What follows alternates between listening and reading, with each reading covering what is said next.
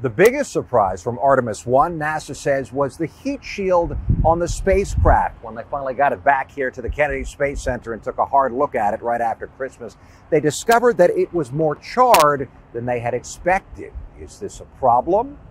NASA doesn't know yet. When the Artemis 1 moon mission finally got off the ground last November, yes, it was breaking records, going deeper into space and further past the moon than any other human-rated capsule in history. But more than anything, it was testing to make sure humans can safely ride around the moon in the Orion capsule for the Artemis 2 mission. This is the time for our vigilance to continue. We have heartbeats on this mission that we need to make sure that everything we're doing, we understand the risks that we're taking, we understand the performance of this vehicle moving forward. NASA announced this afternoon during a teleconference with mission managers they're moving quickly, understanding the risks of taking 4 astronauts deep into space, but there's still a ton of work to be done before Artemis 2 can launch. The next SLS rocket still has to be finished. The engines still have to be mounted.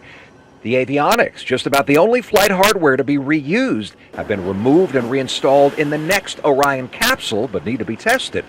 Life support and thermal control systems need to be added to protect the astronauts, and the mobile launch tower needs to be repaired after Artemis 1 burned some of the hoses and blasted apart the elevators. We did sustain a bit more damage than anticipated to the ML, but we are on track making repairs so we'll be ready for Artemis 2. But as quickly as NASA is moving, mission managers are not moving up the Artemis 2 launch date. That still put us in that late November of 24 timeline.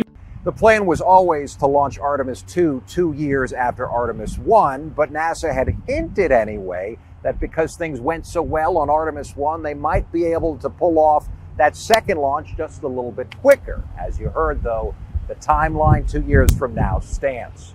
At the Kennedy Space Center, Orion van Allen getting results. News 6.